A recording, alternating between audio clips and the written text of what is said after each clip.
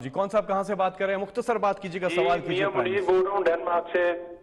جی جی خان صاحب، سب سے پہلے میں آپ کو، آپ کی ٹیم کو سلام کروں گا، اور میں آپ کا بہت بہت شکریہ ادا کرتا ہوں ہم دیار غیر میں رہنے والے پاکستانیوں کی طرف سے، خصوصاً ڈنمارک کی طرف سے، کہ آپ نے ہمیشہ ہم دیار غیر میں رہنے والے پاکستانیوں کو یاد رکھا، ایک بہت بڑی امید کی کرن دی، ووٹ کے ہمیں ووٹ دینے کا حق دیا، روشن ڈیجیٹل بینک اور ہمارے سفارت خانوں میں جو ایک بہت بہتر ماحول چل رہا ہے اس وقت۔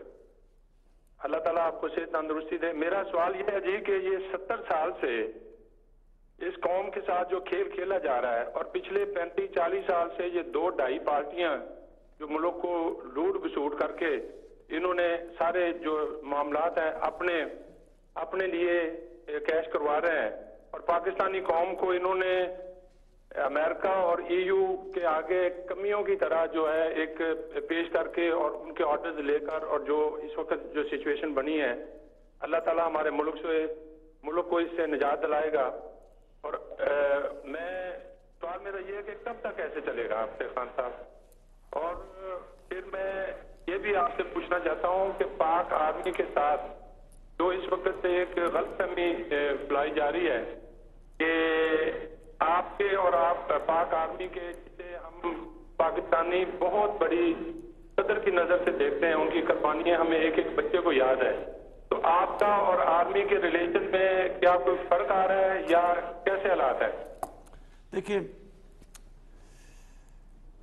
پہلے تو ڈنمارک سے جو آپ کال کر رہے ہیں وہی اوورسیز پاکستانیز جن کی ریمیٹنسز کے اوپر جو آپ نے میرے پہ بھروسہ کیا، باہر سے پیسے بھیجے، وہ اگر آپ پیسے نہ بھیجتے اور ریکارڈ پیسہ باہر سے ڈالرز آئے وہ نہ ہوتا تو ہم شاید یہ جو اتنے مشکل معاشی بحران سے ہم شاید نہ نکلتے۔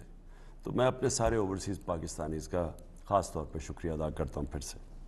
دیکھیں، میں فوج کی آپ کو ایک بات بتاؤں،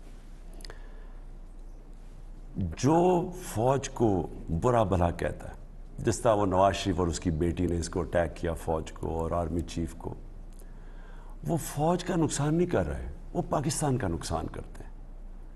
اس ملک کو ایک مضبوط فوج کی اس لیے ضرورت ہے، صرف مسلمان دنیا میں آپ دیکھ لیں، ایک ایک ملک دیکھیں کہ ان کی کیا حالات، سیریا میں کیا ہوا، لیبیا میں کیا ہوا، عراق میں کیا ہوا، افغانستان میں کیا ہوا، صومالیہ میں کیا ہوا، سارے ملکوں میں تباہی مچی ہوئی ہے۔ اور ہم خوش قسمت اس لیے ہیں کہ ہمارے پاس ایک مضبوط فوج ہے۔ یہ اللہ کا بڑا کرم ہے اس ملک کے اوپر۔ ہمیں کوئی ایسی چیز نہیں کرنی چاہیے جو کسی قسم کا نقصان پہنچائے ہماری فوج کو۔ اب آگے بات کیے جی فوج سے میرا کچھ ہے، کوئی مسئلہ میرا فوج سے نہیں ہے۔ فوج نے بالکل ایک فیصلہ کیا، ہم اس کو رسپیکٹ کرتے ہیں۔ انہوں نے فیصلہ کیا جی ہم متنازع ہو جاتے ہیں، کیونکہ ہم پچھلے نواز شریف اور اس کی بیٹی نے آرمی چیف کو اور آئی ایس آئی چیف کو بڑا برا بھلا کہا، تو اس سے فوج متنازع ہو جاتی ہے۔ تو فوج کو کنٹروورسی میں نہیں پڑنا چاہیے، اور ہم نیوٹرل رہنا چاہتے ہیں۔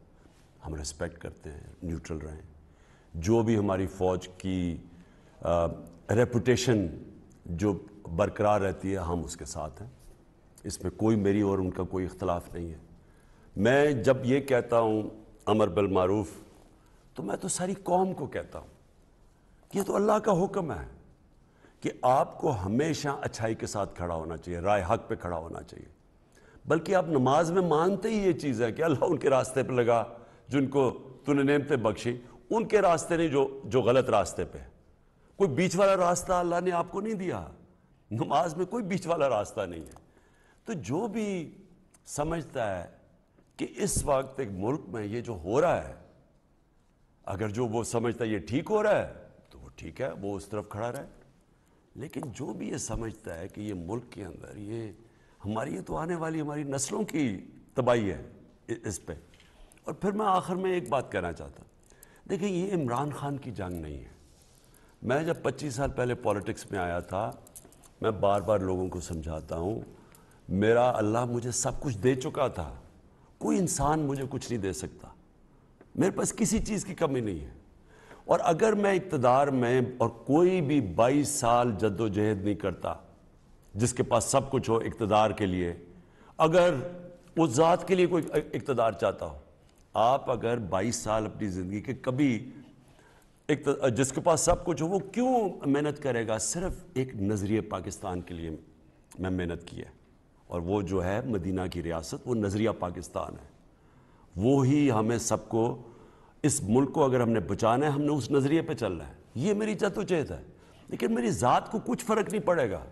میں تو اپنے گھر میں رہتا ہوں، اپنے خرچے برداشت کرتا ہوں، کوئی میری رشتہ داروں کو میں نے کہیں نہیں رکھا ہوا بڑی جگہ پہ، میری زندگی میں تو کوئی فرق نہیں پڑے گا۔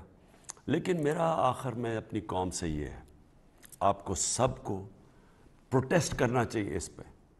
آپ کو یہ باہر سے کانسپریسی، ان غداروں نے جو میر جعفر بیٹھے ہوئے ہیں، اس کو کامیاب آپ نے تصادم نہیں کرنا۔ میں پھر سے کہتا ہوں، کسی قسم کا تصادم نہیں، اپنے ملک کو نقصان نہیں پہنچانا۔